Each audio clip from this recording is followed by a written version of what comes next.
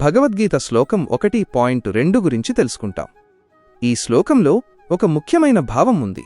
ఎదుటివారి బలం, క్రమశిక్షణ చూసి మనసులో కలిగే ఆందోళన. అప్పుడు వెంటనే పెద్దల సలహా కోరడం. దుర్యోధనుడు కూడా పాండవుల సైన్యాన్ని క్రమంగా నిలబడి చూసి మొదట ఆశ్చర్యపడి తరువాత తన గురువు దగ్గరకు వెళ్ళి ఇప్పుడు ఏం చెయ్యాలి అని అడుగుతాడు.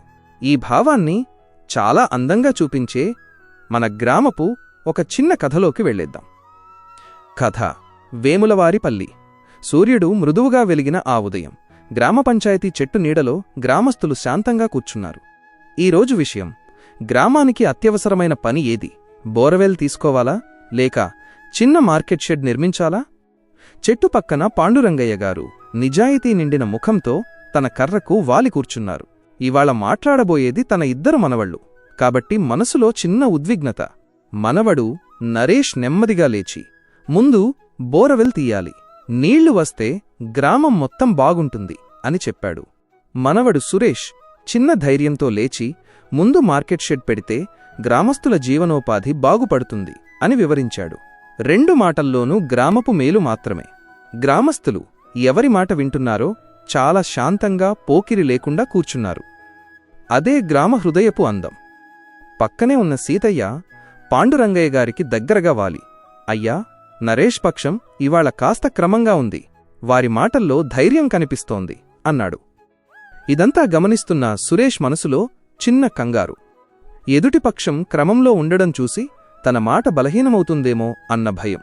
అవే ఆలోచనలతో తన గురువులాంటి పెద్దమనిషి దొరయ్యగారి దగ్గరకు వెళ్ళి, దొరయ్యగారు, నరేష్ పక్షం బలంగా కనిపిస్తోంది, నేను ఎలాంటి మాటలు చెప్పితే జనం మనసులో చేరుతాయో చెప్పండి అని మెల్లగా అడిగాడు. దొరయ్యగారు తన గడ్డాన్ని సవరించి ప్రశాంతంగా, బిడ్డా సురేశా, గెలుపు కోసం గోల చేయడం పనికిరాదు. నీ మాటలో నిజముంటే జనం హృదయం తానే వాలిపోతుంది. గ్రామం ప్రయోజనం నీ మనసులో ఉండాలి. ధర్మమున్నచోటే నిజమైన బలం ఉంటుంది అన్నారు. అంతలో సీతయ్య పాండురంగయ్య గారి చెవిలో నెమ్మదిగా, అయ్యా, గీతలో దుర్యోధనుడు పాండవుల సైన్యం చూసి ఆందోళనతో తన గురువు దగ్గరకు వెళ్ళినట్టే మన సురేష్ కూడా దొరయ్యగారి సూచన కోరాడు.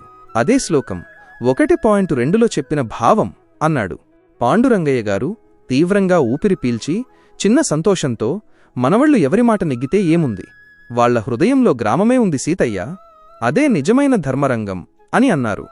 గ్రామస్తులు మీన్వైల్ ఎవరి పక్షం బలంగా ఉందన్నది పట్టించుకోకుండా ఎవరి మాటలో సత్యముందో అదే తూకం వేసి నిశ్శబ్దంగా వినికూర్చున్నారు.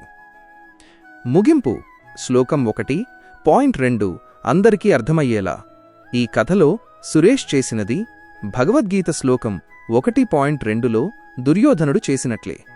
ఎదుటివారి క్రమం చూసి కొంచెం ఆందోళన పడడం, తనంతట తాను మార్గం తెలియక పెద్దల సలహా కోరడం, ధర్మం సత్యం వైపు తిరిగి నిలబడడం.